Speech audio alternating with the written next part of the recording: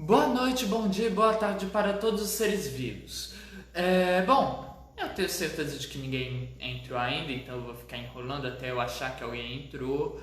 E eu geralmente concluo que alguém já entrou e tá vendo quando aparecem umas bolinhas ali ou aparece um negócio bem aí embaixo. Enfim, mas até que isso aconteça eu vou ficar aqui enrolando, né? Porque não tem sentido eu começar se não tem ninguém vendo mesmo. E além do mais, não tem sentido começar também só tendo uma pessoa vendo. Então, ótimo, alguém chegou.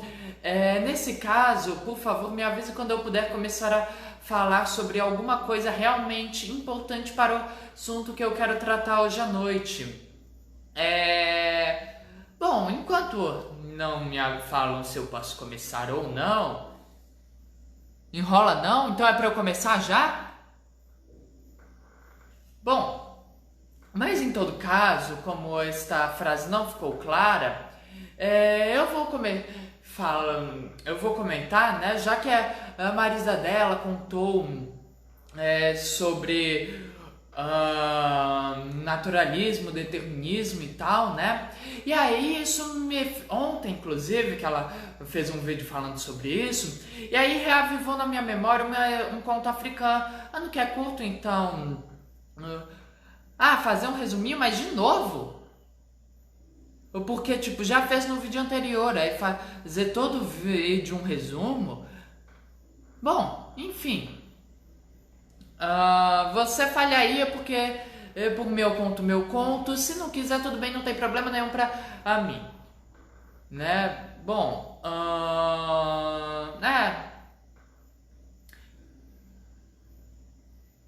então. Mas então, eu tenho uma pergunta. Você quer que eu faça um resumo agora? Mas eu já fiz um resumo no vídeo passado, não? Pra que então fazer um resumo nesse aqui também? Ou é pra eu fazer um resumo do vídeo passado que eu não lembro sobre o que era? Por favor, pode me explicar? Porque eu fico pensando, se eu for fazer um resumo de tudo que foi falado em todos... falar o conto, ok. Bom, esse conto, ele creio que seja Bariba. Ele é um conto Bariba, que eu creio que seja um povo do Benin, né? Agora bateu a dúvida, eu não tenho certeza. E no caso, sendo um conto do Benin, quem me contou foi o Senapon. Ele contou começando com uma música, então eu vou começar com a música, né? Que quer dizer... Um conto é contado e você ouviu uma coisa mais ou menos nesse sentido. Então, vou começar. Werum ho mewerobo akase. Werum ho mekarobo akase. Werum ho mewerobo akase. Para deixar bem claro, eu não sei se minha pronúncia está correta. O importante é a intenção. Bom, era uma vez numa floresta uma família de hienas. E nessa floresta começou a ter uma seca. E com a seca veio a fome. As hienas de início estavam com muita abundância de comidas, devido à grande quantidade de mortes. Mas com o tempo, os animais começaram a fugir e ir para outras regiões e as hienas também ficaram sem comida. Então elas também foram para outras regiões, foram buscar um outro lugar. E aí elas andaram durante dias sem comida e sem água. A mãe da hiena mãe morreu. E a hiena pai e a hiena filho se alimentaram dos restos da mãe. Eles continuaram caminhando, e caminhando, e caminhando, até que a fome voltou. E o pai, vendo que ainda teria muito a se percorrer antes de encontrarem comida e água novamente, e estando morrendo de fome, começou a pensar em devorar seu próprio filho. E aí, o que acontece? ele pensou, eu não posso simplesmente devorar meu filho sem nenhuma justificativa. Então, ele começou a pensar em alguma coisa e parou de andar. O filho, vendo que o pai parou, perguntou para ele, pai, por que você parou? E a hiena falou o seguinte, sabe, uns amigos meus me contaram que no início da criação, o Deus cujo nome agora eu não me lembro, que é o Criador de todas as coisas, cometeu alguns erros. Ele misturou com animais. E olhando agora para você, eu percebo que você tem olhos de um cordeiro e que você não é 100% hiena. E aí, a hiena filho começou a rir e falou, mas como, pai, eu posso ter olhos de cordeiro se sou filho de você e de minha mãe que são hienas? E aí o pai falou, mas com essa risada que você deu, com certeza tem olhos de cordeiro. E aí o pai devorou o filho.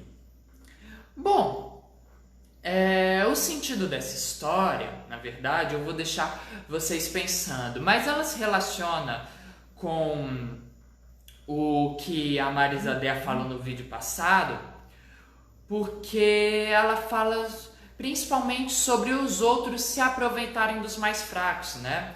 Ou dos mais inocentes, como é o caso do Rubião com os outros dois personagens do livro do Quincas Borbas, que agora eu não me lembro o nome, com o Rubião e o advogado, enfim.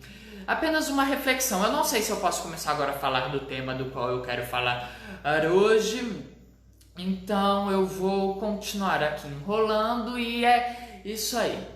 Por favor, me avisem quando eu puder começar a falar sobre o assunto que quero falar hoje. Até lá eu vou ficar só repetindo mesmo a mesma coisa várias, muitas e várias vezes. Até minha criatividade voltar. Posso começar? Ótimo, graças a Deus, porque minha criatividade já tinha acabado. Bom, hoje vamos falar sobre os escravos nas cidades. Afinal de contas, a gente já falou sobre os escravos nas fazendas, nas minas, falamos sobre a população. Não o quê? Eu não entendi. Mas enfim, falamos sobre a pecuária, que apesar de não ter uma presença forte de escravos, eram muito poucos os que usavam mão de obra escrava. Tem a presença muito forte do universo da capoeira, justamente pelo fato da capoeira que a gente pratica hoje ser derivada da capoeira baiana, né? Então, hoje vamos falar das cidades. Agora entendi, Marisa. Esse não. Mas, bom, qual foi a primeira cidade do Brasil? Foi São Vicente. Vou olhar aqui a data da fundação porque eu não tenho de cabeça. Foi em 1532 que São Vicente foi fundada. As outras cidades que eu acho importante a gente ter em mente, né, para a história da capoeira, que em 1537 foi fundada Olinda, que depois se separou de Recife. No caso, a capoeira ela floresceu em Recife. Em 1549 foi fundada a cidade de Salvador, primeira capital do Brasil, onde a capoeira também floresceu. Em 1565 foi fundada a cidade do Rio de Janeiro, onde a capoeira também floresceu. Bom, então vamos lá. A gente está na Idade Moderna. Então é importante a gente ter em mente como as cidades ressurgiram na Europa durante a Idade Média. Porque eu já contei para vocês que a Europa, durante o período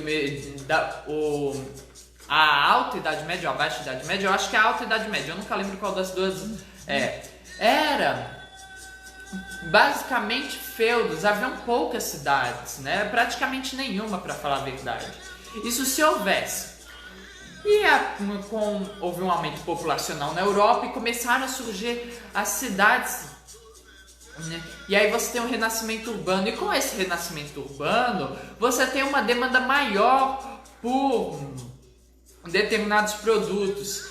E aí, então você tem um ressurgimento do comércio, ou você tem esse renascimento comercial. E uma coisa curiosa é que você, com esse renascimento comercial, você vai ter uma diminuição da quantidade de áreas de plantio pelo fato de que as cidades vão estar ocupando o local dos feudos. Então você vai ter a necessidade de importar determinados produtos. E além do mais, você vai começar a importar produtos de fora da Europa, né? Que são os produtos lá da China, das Índias Orientais, no caso. Bom, o que isso nos permite começar a refletir sobre as cidades brasileiras? Inicialmente, pelo menos. Bom, quando Martim Afonso de Souza veio para cá, no caso para fundou São Vicente, ele veio com o objetivo de duas coisas. Primeiro, a começar a ter alguma produção para enriquecer. Segundo, para povoar a capitania de São Vicente. No caso, teve inicialmente uma produção de cana-de-açúcar, mas como eu já disse, se não disse, digo agora, não deu certo. E aí, então o que acontece? O que deu certo em São Vicente mesmo foi o tráfico de escravos. Então, a cidade de São Vicente originalmente serviria principalmente para importação de produtos que não haveria lá e exportação de produtos, no caso inicialmente cana-de-açúcar e escravos.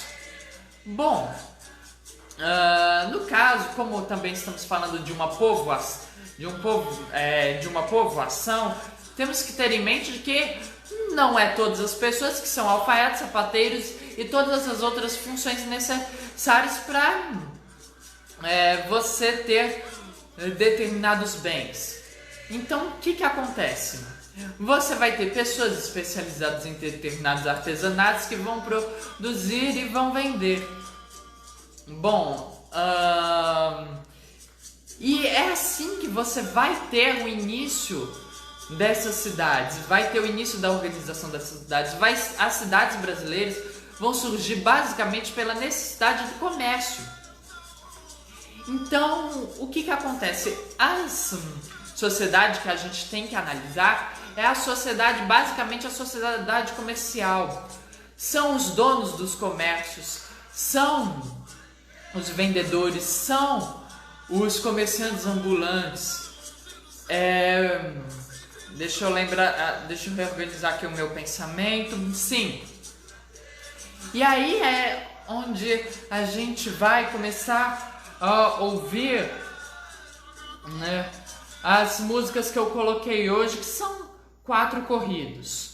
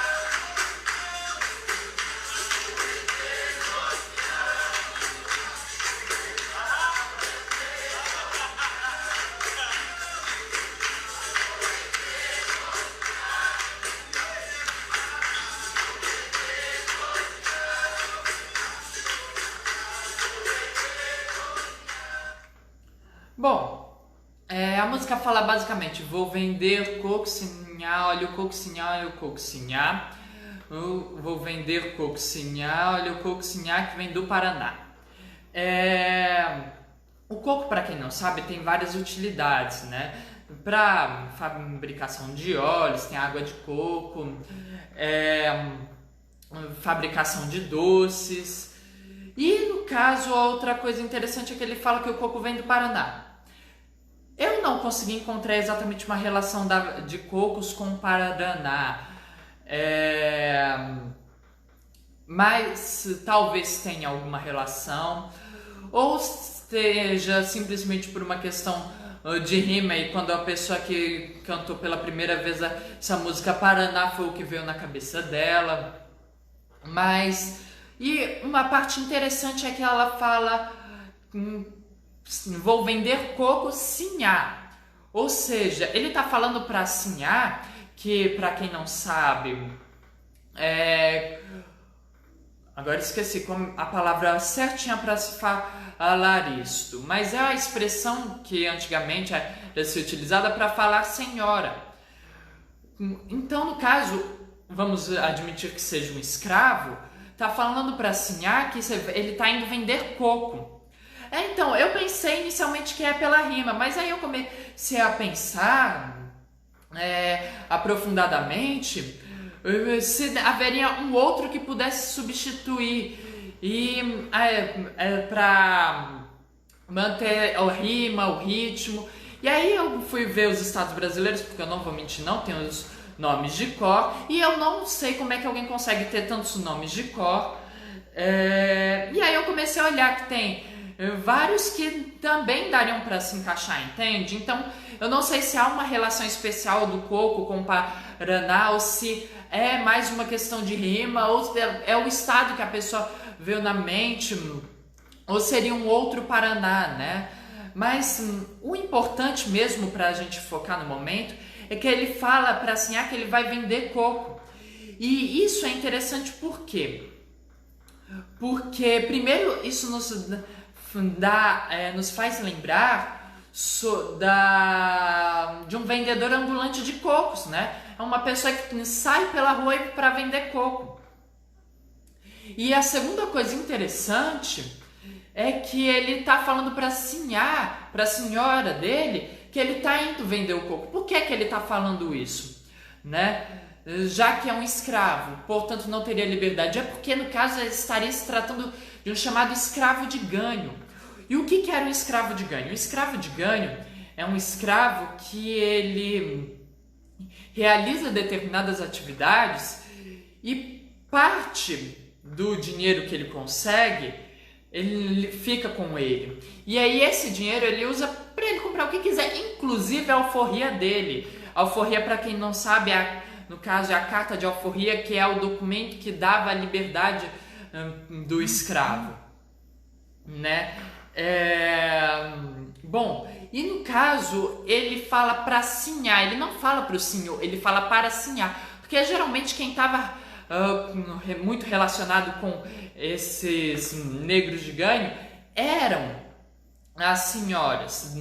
E além do mais, o que é mais interessante, quem costumava fazer esse comércio de vendas ambulantes eram as escravas, segundo pelo menos o livro, que agora eu não lembro o nome.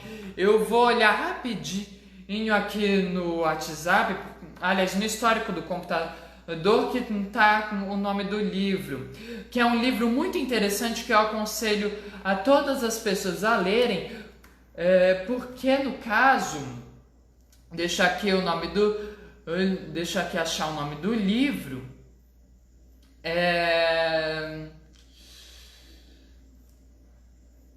Deixa eu ver. Histórias da gente brasileira. Para fazer esse vídeo, eu estava procurando, enquanto eu pesquisava, né? Eu acabei encontrando esse livro, Histórias da Gente Brasileira. E eu li uma parte dele, e é de onde eu retirei boa parte das informações. E esse livro, Histórias da Gente Brasileira, no caso, tem 3 volumes, um colonial, um para o Império e um para a República. Ele fala sobre a história das pessoas comuns do Brasil. Ele não fala sobre Dom Pedro I, Dom Pedro II, não fala da vida deles. Ele fala das vidas das pessoas comuns. Para você ter ideia de quão comuns eram essas pessoas, tem um episódio que ele vai falar, que a autora, que agora eu não faço a mínima ideia de qual é o nome, só lembro que tem um Priori no meio, é Mary Del Priori, acho que a pronúncia deve ser essa. ela conta um episódio sobre uma pessoa que foi levada para a Inquisição por, acho que, blasfêmia, por causa que ele descobriu que parte do sabão dele tinha sido roubado e ele saiu xingando, né?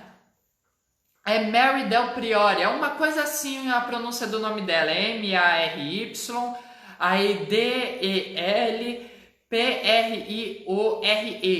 é assim que se escreve, né? Bom, então é extremamente interessante porque você, através desses livros, você conhece a história das pessoas comuns. É importante, claro, você conhecer as coisas, determinados eventos, tipo Guerra do Paraguai, Independência do Brasil, obviamente, porque esses são os eventos que vão alterar determinadas relações. Mas é tão importante quanto você conhecer a história dessas pessoas comuns, porque são essas pessoas comuns que vão dizer os hábitos que a gente tem hoje. Os hábitos que a gente tem hoje são derivados dessas pessoas comuns, são derivados das influências dessas pessoas comuns. Eu já disse aqui que a higiene foi uma invenção do século XX. E você pensa, então foi inventado para, né? Quer dizer, foi praticamente inventado uma coisa, historicamente falando, em relação à história europeia, uma coisa que se inventou do dia para a noite, porque a gente está falando da Europa medieval, foram uns 100 anos, não, 100 anos não, 1000 anos de Idade Média, aí do século XV até o século XX tem mais 500 anos, ou seja, 1500 anos de um povo sem higiene. Então é praticamente do dia para a noite em que a higiene foi inventada, né? E o que aconteceu? As pessoas um dia acordaram e decidiram ser limpas? Não, na verdade isso é influência das propagandas dos Estados Unidos, né? Pelo menos segundo o Eduardo Bueno. Então, os hábitos que a gente tem hoje começam no século XX por influências que as pessoas sofreram dessas propagandas. E é por isso que é interessante e importante que a gente conheça esses hábitos. Até porque nos aproxima dessas pessoas, porque a gente não está falando mais de nobres, não estamos mais falando do clero, estamos falando das pessoas comuns. E é dessas pessoas comuns que nós capoeiristas, que a capoeira surgiu, são dos escravos, são dos pobres. E no caso, esses negros de ganho, segundo essa autora, eles seriam, em geral, mulheres. Por que mulheres? Bom, acontece que a legislação portuguesa, ela permitia o comércio ambulante feito pelas mulheres. Porque o que acontece? Deixa eu lembrar que sim, lembrei. As mulheres, para evitar que entrassem em atividades ilícitas e na prostituição, eles passaram a permitir esse comércio de vendas de comidas, de vendas de alguns de quinquilharias, enfim, essas pequenas vendas. Porque assim você garantia uma renda para elas e evitava a prostituição, evitava as atividades ilícitas. Bom, então mas especialmente a prostituição, por isso ela permitia às mulheres, não aos homens. Bom, deixa eu lembrar aqui. Agora, vamos então falar de uma outra música.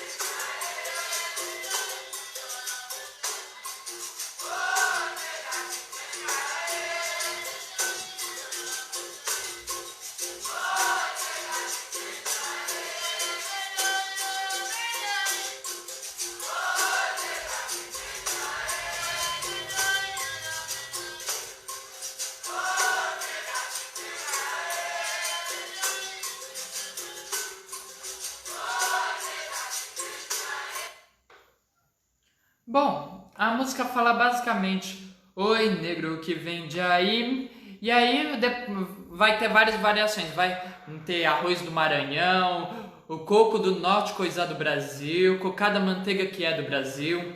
Bom, deixa eu ver se eu anotei mais alguma.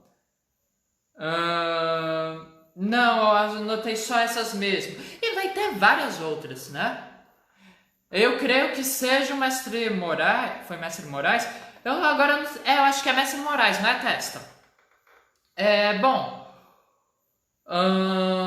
Deixa eu ver aqui o que eu tava pensando. Sim. Então, no caso, coco do norte, coisa do Brasil. Por quê? Porque o comércio no Brasil, na verdade, é extremamente curioso, né? Porque o Brasil em si, ele importava mais produtos de luxo do que qualquer outra coisa. Na verdade, alimentos, inclusive, ele importava em quantidades irrisórias. A coisa que ele mais importava era produtos de luxo. Em troca, exportava a cana-de-açúcar, o algodão, o tabaco. Bom, para Portugal, no caso. Pois é, na verdade é uma coisa muito curiosa isso que você comentou, Marisabé. Realmente lembra bastante as cantigas medievais. Eu, na verdade, creio que essa semelhança das cantigas com os corridos é por uma questão, na verdade, bem lógica. As cantigas medievais, se minha memória não falha, por favor me corrija se eu estiver errado, elas eram curtas, repetitivas, extremamente simples para facilitar na memória das pessoas. E no caso, os corridos eles têm exatamente esse mesmo objetivo, então por isso elas são bastante semelhantes. Bom, agora, então o que acontece? O coco do norte, eu já falei que eu não consegui encontrar nada que relacionasse o coco com o Paraná, da mesma forma não encontrei nada com que referenciasse a região norte. Então pode ser simplesmente também só uma questão de rima que veio a pessoa que cantou pela primeira vez. Aí no caso, cocada manteiga que é do Brasil. Por quê? Porque para começar era realmente produção brasileira. Cocada, para quem não sabe, é um doce feito de coco que, deixa eu lembrar aqui, que pelo que eu pesquisei teria sido trazido pelos africanos para cá, ou teria sido desenvolvida pelos escravos aqui.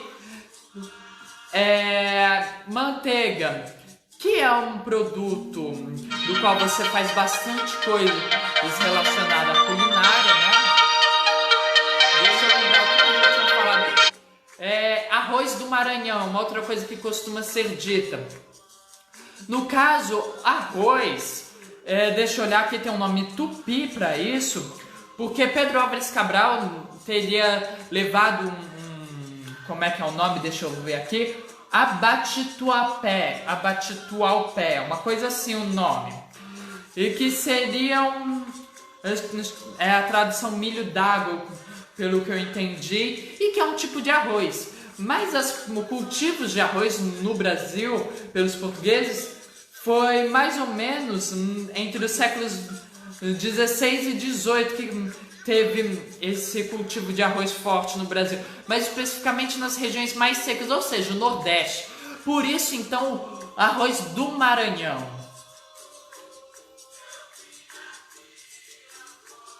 Sim, também, coco também é um ritmo. Enquanto eu procurava, eu descobri que era um ritmo. Mas pelo fato de estar se falando de uma vendedora ambulante das negras de tabuleiro, né? Que tem origem justamente dessas escravas de ganho, que quando compravam a sua liberdade, comumente elas costumavam continuar praticando essas vendas nos tabuleiros. Eu creio que talvez que não se refira a esse ritmo, e sim há um pouco mesmo, mas pode ser também. Bom, aí no caso, a outra cantiga.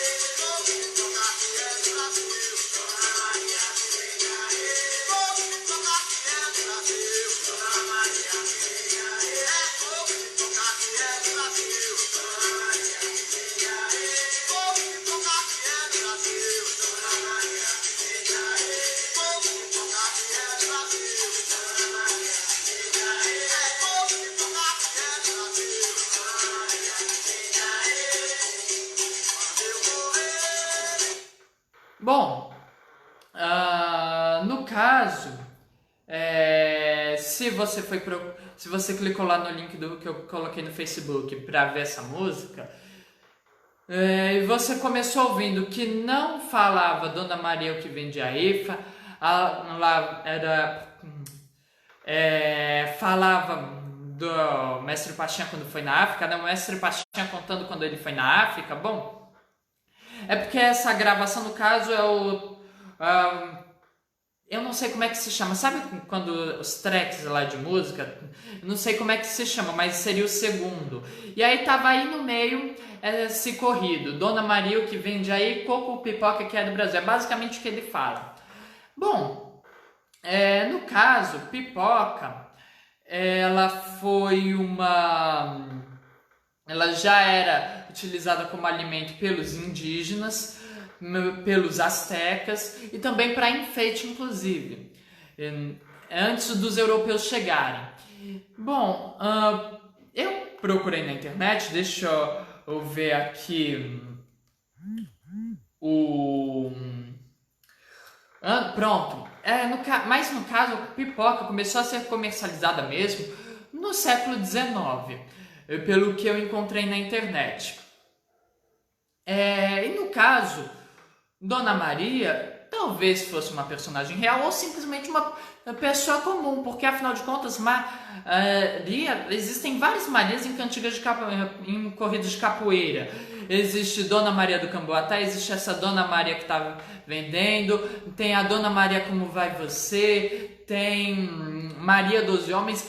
Então, Maria, um nome extremamente comum, né? Então, no caso, talvez tenha sido uma personagem real, ou na verdade foi uma personagem real, porque quantas Marias não eram essas escravas de ganho, não eram essas negras que estavam fazendo essas vendas, né? Bom, e no caso, o último corrido é Tabaréu que vem do sertão.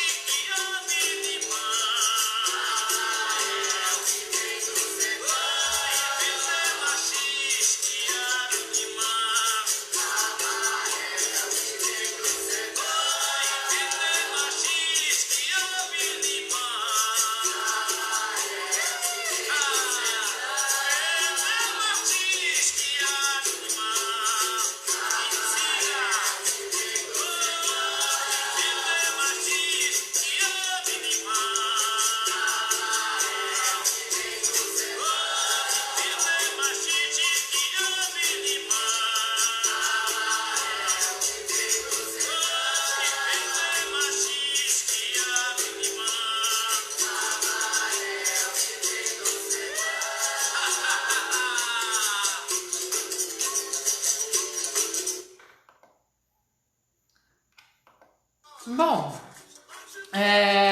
na verdade nunca tinha me ocorrido para falar sobre esse desenho. Mas já que falaram, né? Então nesse caso eu vou comentar. No caso, aqui você acho que é negra vendendo cajus, é uma coisa assim. Porque o foco no caso seria essa negra aqui que tá vendendo cajus. Aí não dá pra ver no vídeo aqui, ó, pronto. Aí tem mais duas, uma que tá vendendo frutas aqui e possivelmente comprando uma galinha dessa aqui. E que são outras duas negras. No caso, talvez essa comprando a galinha fosse uma escrava alforriada, o filho de escravos alforriados. Ela era provavelmente livre, enquanto que aqui estava enquanto aqui estava recebendo dinheiro, né, pela galinha, talvez fosse uma negra, talvez fosse uma escrava de ganho. E no caso, a que está vendendo cajus também possivelmente é uma escrava de ganho, ou então uma negra livre. Eu digo isso por causa das roupas. Você vê em todas elas na pintura original, porque no caso, sou um mero amador comparado ao Debré. Você vê que não são exatamente roupas simples, mas como os escravos eles tinham essa capacidade de ascensão social pelo fato de poder comprar suas alforrias, então poderiam muito bem também gastar em roupas, né? Bom,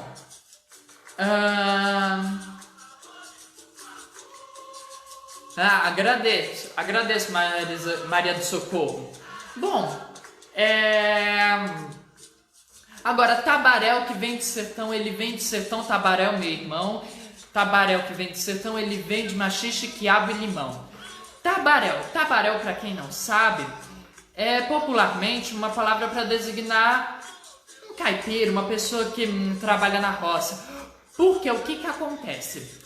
Nas cidades a gente tinha os vendedores ambulantes, tínhamos os donos de lojas, tínhamos os artesãos, tínhamos os senhores de grossos.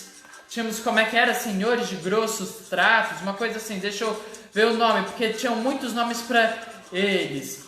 Que também eram chamados de tratantes, traficantes, deixa eu ver o que mais. Feitores, caixeiros e mercadores de loja. Que eram basicamente pessoas responsáveis pelos comércios internacionais, né, de importação e exportação, inclusive o comércio de escravos, do qual eu vou falar depois que eu comentar sobre essa cantiga. E tínhamos também os agricultores que tinham algumas roças e iam para as cidades para vender. No caso, esse tabaréu, nesse caso, esse tabaréu provavelmente era um desses agricultores que tinham uma roça e ia para a cidade vender. Por isso ele viria do sertão, porque ele viria de um local distante do litoral. Porque uma coisa curiosa é que essas roças eram feitas mais para os sertões do Brasil. No caso, não apenas o sertão nordestino, mas o sertão mesmo, que é a parte distante do litoral. No caso ele fala que ele vende maxixe, quiabo e limão. O maxixe, ele é importado da África. O quiabo, tenho quase certeza que ele também é importado da África. Deixa eu verificar. É importado da África. E esses dois, no caso, eles são utilizados na culinária popular brasileira. E o limão, no caso, ele se popularizou no Brasil durante a época da gripe espanhola. Para quem não sabe, a gripe espanhola foi uma epidemia que teve durante a Segunda Guerra Mundial da gripe espanhola. E aí, no caso, uma coisa que é curiosa nisso e que permite a gente imaginar em que do período em que esse Tabarel estava vivo. Pelo fato dele falar que está vendendo limão, pelo fato de que a gravação mais antiga que eu conheço, pelo menos, ser a gravação da LP do Mestre Pachinha, que é lá dos anos 60, que portanto já tinha havido a Segunda Guerra Mundial, esse Tabarel, então, a gente pode imaginar que ele estava era um Tabarel do século XX, justamente por essa questão da venda do limão. Como pode também não ser, mas a imaginação é minha, eu imagino o que eu quiser, contanto que tenha lógica, pra mim tá tudo certo. E agora vamos falar dos comerciantes de escravos, né? Como é que era esse comércio de escravos? Bom, eles chegavam lá no navio negreiro, do qual a gente já comentou. E aí saíam os vários escravos desse navio, iam para determinadas regiões, eu creio que geral em mercados mesmo, né, em locais próprios para isso. E os escravos eram todos expostos pelados e eram leiloados. Bom, eram leiloados como animais, para você imaginar mais ou menos como é que era, né? Você dizia, um negro bem afeiçoado, mina, ia descrevendo lá como é o escravo. Porque os escravos, no caso, a gente tem que lembrar que eles eram uma propriedade. Você só, para vender um determinado produto, você tem que dizer as qualidades do produto. E sendo assim, a melhor forma era o leilão, pela mesma forma que a melhor forma de vender um animal é leiloando, porque as pessoas vão jogando o preço baseado no que você está falando. Então, você não necessariamente faz o preço, as próprias pessoas vão fazendo o preço, o que dá um lucro muito maior. E um outro escravo que eu quero comentar, que era extremamente importante nas cidades, eram os negros tigres. Mas antes vamos falar da participação da mulher, já que a gente falou da Dona Maria, da negra do tabuleiro, né? E como é que eram as mulheres livres, né? Como é que era essa participação no comércio? Segundo a obra da Samuel Del...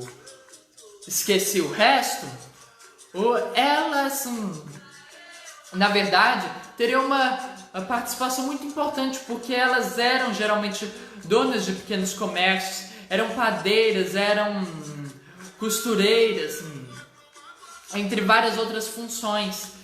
E além disso, elas tinham de certa forma uma participação política, porque o que acontece? Em São Paulo, deixa eu olhar qual é que é o nome.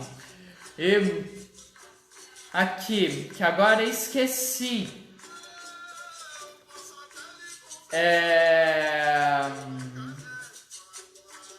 A Câmara Municipal, pronto. A Câmara Municipal, ela meio que tentava manter um controle sobre a venda dos pães.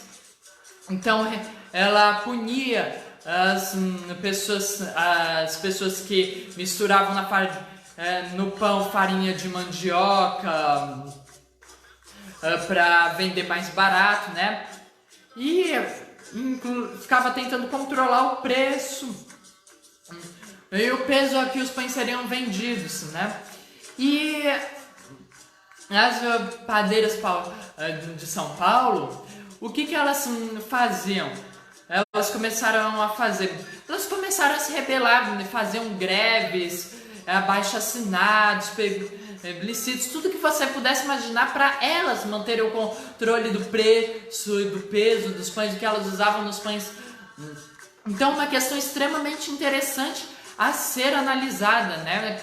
Que é uma participação feminina real dentro da sociedade. E agora, quem são os escravos tigres, negros tigres ou tigrados? Bom, podiam ser escravos de ganho ou escravos de aluguel.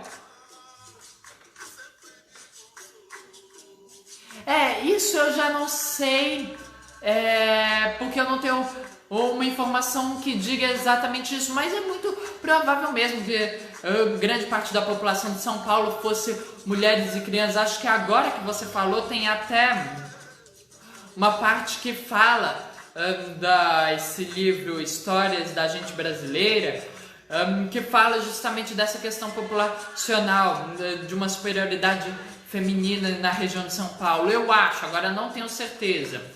Mas muito provavelmente, se isso ocorreu, é bastante por causa da mineração, porque a gente tem que lembrar que os paulistas, quando descobriram ouro, foram correndo lá para as minas, né?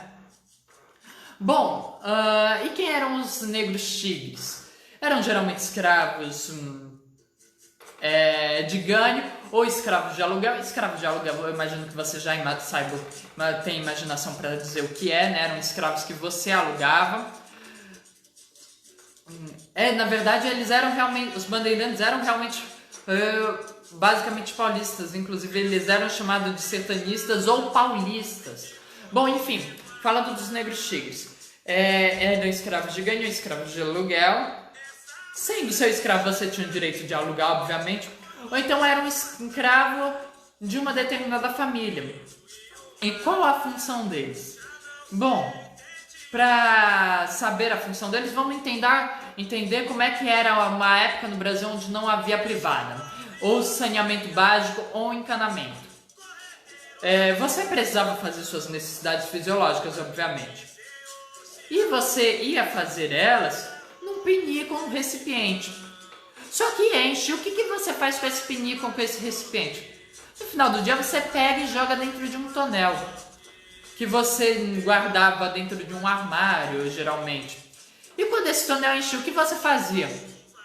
Você pegava ele e, como eu já disse, higiene é uma coisa que existe, que foi criada no século XX pelos europeus, que surgiu na Europa e nas regiões influenciadas pela Europa. Foi criada no século XX.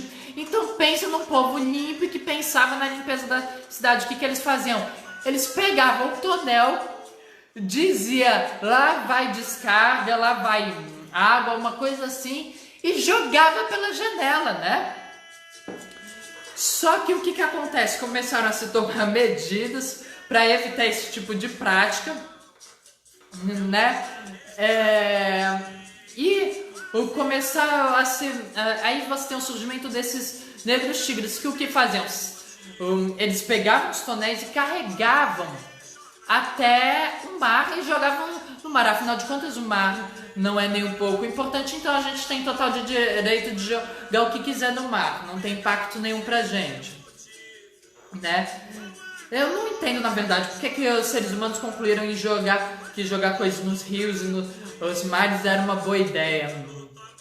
Eu nunca vou conseguir entender, até porque a gente bebe água de rio, bebe água, pesca no mar, então é assim, uma coisa meio ilógica na minha cabeça, mas enfim. O que acontece? Em algumas cidades, como especialmente o Rio de Janeiro, a gente tinha os lençóis freáticos, né? Então percebeu-se que não seria ideal jogar os dejetos no meio da rua, porque iria lá para o lençol freático, você ia ter uma contaminação. Então no Rio de Janeiro, especialmente, né, em outros lugares também, começou a ser utilizado esses escravos. E por que tigres ou tigrados? O que acontece? Vazava urina dos tonéis em uma pequena quantidade e ia pingando e escorrendo em cima da pele desses escravos. E no caso, quando o sol atingia a pele, devido a uma reação química com amônia, coisa e tal, amônia não, ureia e coisa e tal, você manchava a pele deles, fazendo umas listras brancas, e por isso tigres, porque ficava um corpo negro com listras brancas, semelhantes de um tigre, de certa forma. Bom, no caso agora eu não me lembro outra coisa que eu tenha pensado em falar hoje. Então, eu acho uma coisa horrorosa realmente, porque você imaginar que eles viam pessoas cujo objetivo delas era carregar um tonel com fezes e urina até o mar, com aquilo pingando nele e manchando ele, uma coisa realmente horrorosa, né? Isso só nos faz lembrar da desumanidade, que é extremamente humana, porque quem faziam eram seres humanos, então era mais a melhor palavra para dizer desumano, dizer que é desumano apesar de ser algo humano, essa escravidão, né? É uma das várias lembranças que a gente tem disso.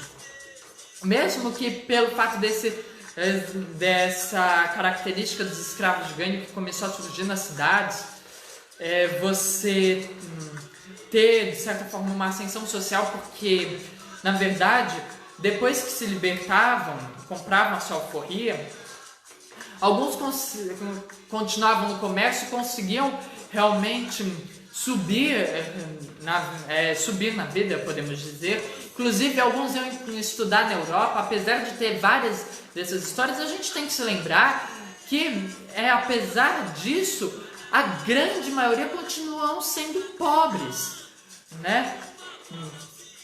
Continuam sendo as pessoas indigentes, continuam sendo os mendigos, né? Exatamente. Eu acho que não eram nem tratados como animais, porque eu acho que o animal talvez tivesse ainda um cuidado maior com o animal, entende? Mas, na verdade, esses negros tigres, deixa eu ver que até nos 1880 eles foram utilizados no Rio de 1860 foram utilizados no Rio de Janeiro. E em Recife, para vocês terem uma ideia, foi usado até 1882, né? Bom, agora eu creio que eu falei tudo. Então, nesse caso, até próxima semana. E por hoje é só.